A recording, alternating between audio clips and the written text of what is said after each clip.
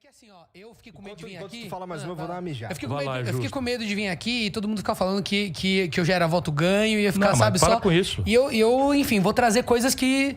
Uma delas é a questão de que no Brasil eu tenho notado de que aumentou muito a quantidade de pessoas que têm o CPF cadastrado na B3, na Bolsa de Valores, etc. Isso é um fenômeno que está acontecendo.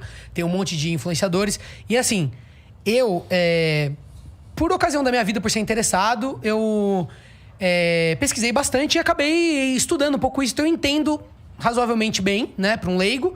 E eu consigo ver que tem muita sujeira. Eu consigo entender já em alguns lugares onde tem coisas para enganar o povo. Fundos que é aquela coisa... um fundo que opera tesouro direto, mas a taxa que se cobra da pessoa anual supera o rendimento do fundo em alguns anos. Aquela coisa que é bem... Que os bancos têm esse lucro exorbitante, não é à toa, porque usam instrumentos como esses. Minha pergunta é... Existe como pacificar a questão do mercado de ações? Existe algo positivo nisso? Porque o que eu quero dizer é o seguinte, eu vejo, por exemplo, em outros países, que tem até uma coisa de tradição. E eu acho que isso tem a ver com o sentimento nacionalista, assim, das indústrias. De, eu tenho aqui, lá nos Estados Unidos, eu deixei pro meu filho os papéis de uma companhia americana. E aqui no Brasil, eu acho que... Não sei se por causa dessa polarização, eu quero ouvir de você, você vai saber me dizer...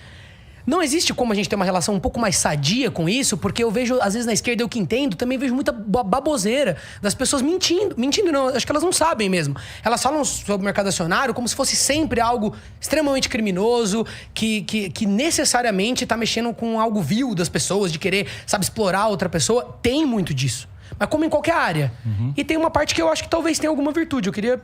saber de você. De novo, vamos botar todo mundo na jogada, o velho professor enchendo o saco para botar o povo, né, saber se é cumplicidade. Vamos lá. O que é o mercado de ações moderno? O mercado de ações moderno, do ponto de vista do acionista, é um mecanismo de poupança e de remuneração dessa poupança. Uhum. Então, veja, no Brasil... Independente da produtividade, independente Não, do deixa eu começar a explicar. Então, do ponto de vista do acionista, você entra para comprar uma ação porque está esperando que o seu capital... seja fecundamente reproduzido naquele tipo de investimento. Uhum. Seja por dividendos ou seja pela valorização do papel. Isso. Perfeito. Então, isso aqui é a razão de ser. E isso é o grande instrumento de democratização do capitalismo. Portanto, isso é uma coisa muito boa. Que bom. Muito boa. Só que, no Brasil, de novo, isto foi corrompido brutalmente. E nunca ninguém fez nada para resolver o problema. Então, repare. Como é que funciona nos Estados Unidos? Então, aqui no Brasil, eu não tenho o número atualizado, mas eu faço um chute aqui, um pouco medo de errar a ordem de grandeza. 70% da poupança popular está na caderneta de poupança. Que paga 70% mais ou menos, né?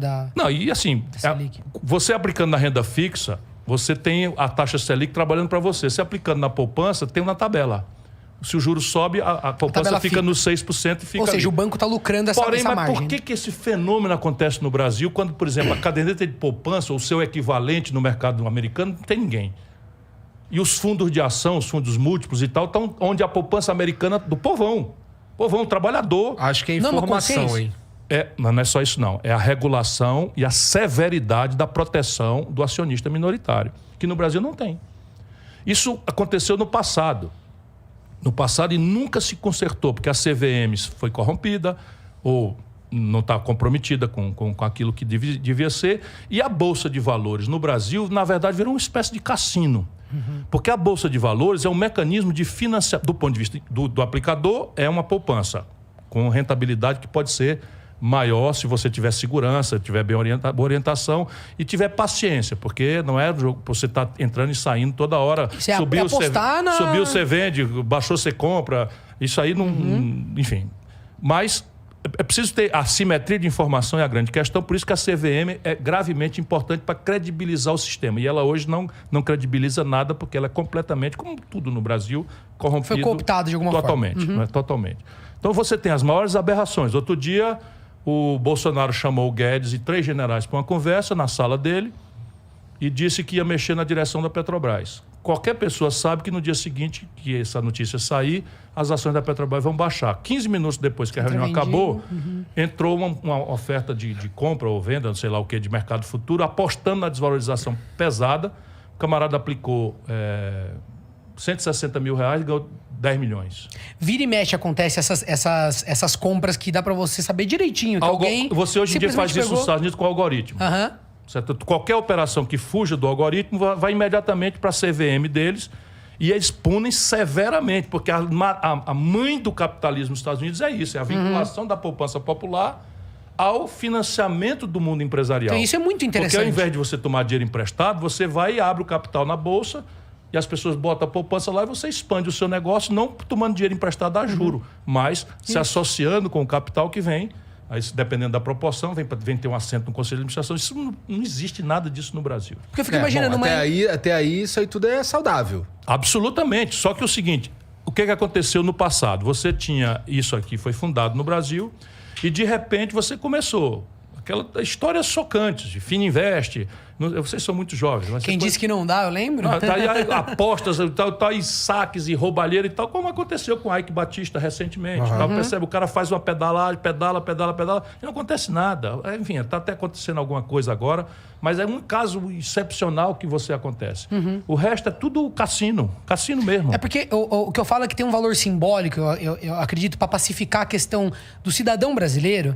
Ele tem uma relação com o trabalho e com o empreendedorismo, na minha opinião, que deveria ser mais sadia. Por um lado, a gente tem essa sua denúncia, que é muito importante, mas por outro... Mas a chave disso é que eu não posso dar a uma poupadora, sabe, uma pessoa de classe média, uma senhora que se sacrifica, não sei o que e tal, e junta 20 mil, 30 mil, 40 mil reais, olhe lá, isso é um caso já muito excepcional, economizando, sabe, se sacrificando, e ela bota na poupança por quê? Porque é seguro. Sim. Porque toda aplicação é um olho no peixe, outro no gato, que é segurança e liquidez. Perfeito. Rentabilidade. É a mais segura e a mais líquida, né, então? Então, mas no Brasil, quando você vai, o fundo, a Petrobras está dando 20% de coisa e tal, não sei o quê.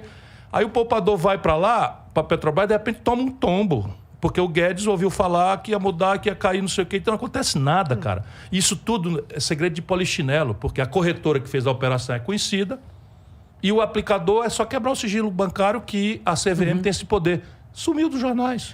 Eu só queria... Sumiu, acabou-se. Alguém ganhou 18 milhões de reais com uma informação privilegiada. E a gente aceita numa boa.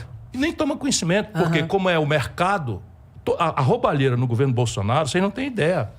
De operações assim, né? De coisas que são carta dada. Mas assim, coisa grave. Coisa gravíssima. Pegaram a carteira de créditos do Banco do Brasil, que existe desde D. João VI, o Banco do Brasil. Foi criada uma subsidiária do Banco do Brasil para cobrar créditos que não foram pagos no dia correto. Então, quando um crédito não é pago no dia correto, vamos para o cheque predatado. Você deixou lá uma promissória, o cheque predatado não pagou, o Banco do Brasil bota isso no balanço, desconta dos impostos, não sei o que e tal, e pega esse papel e leva para a subsidiária dele para ele botar um advogado e cobrar, fazer um acordo, não sei o que e tal. Essa subsidiária está aí, ela existe só para isto. Pois bem, pela primeira vez na história de D. João VI até aqui, o seu Paulo Guedes, o seu Bolsonaro pegaram 3 bilhões de reais de ativos do Banco do Brasil e entregaram para o BTG por 370 milhões de reais.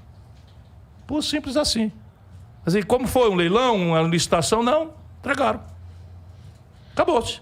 Aí eu denuncio, me esgoelo e tal, um procurador disse que ia fazer alguma coisa lá no Tribunal de Contas e sumiu. Que não tem apelo popular também, né? Sumiu. Ninguém presta muita atenção. Aí é o seguinte, ação no varejo, ela tem um valor. Então, se eu tenho BR Distribuidora, eu tenho uma ação da BR Distribuidora, eu vendo e compro, ela tem um preço do varejo. O preço do varejo, por exemplo, o preço de banana no varejo. É um. Eu vendo e compra banana, não sei o que e tal. Se você vai na CEAGESP, vai comprar no atacado, muda o preço. Claro. No caso, cai. Não é? Mas no caso de você transferir um controle acionário, a ação pode multiplicar por 1000 o valor. Claro. Porque você transfere toda a política de dividendos, transfere toda a política de jatinho, de fringe benefits para os diretores. O controle também, né? Quando você transfere o controle, as ações... O Bolsonaro vendeu a BR Distribuidora por um valor que equivale a 10% do faturamento de um ano. Deu. Pelo preço de varejo. Deu. Bom, isso daí tem sido escândalo, mas é só um escândalo. Mas como é o mercado que tá fazendo, não sai nos jornais.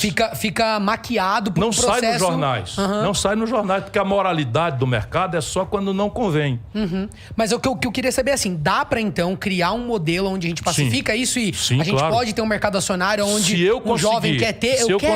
Eu gosto da Magazine Luiza, acredito no case. Então eu quero comprar, eu quero... Se eu conseguir garantir via o sistema de controle, que é CVM, mas não é só isso, que o acionista minoritário vai ter a proteção, a segurança, eu começo a migrar a poupança para a ação, como no mundo inteiro. A grande poupança moderna não é especulação financeira, que é estéril.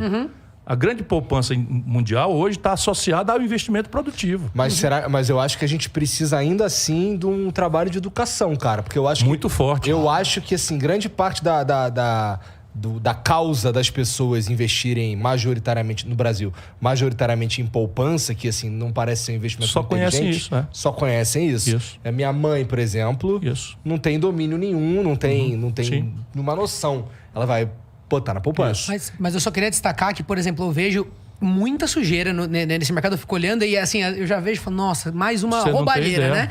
E eu não sei de tudo. Mas eu vejo também algumas pessoas do mercado que eu sinto que eles têm um impulso patriótico, nacionalista, que eu acho bem interessante.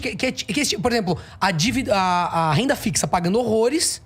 E esse cara lá falando, não, eu ainda continuo aplicado em Magazine Luiza, porque eu tô dando um exemplo aqui da Magazine Luiza, mas pode ser qualquer empresa.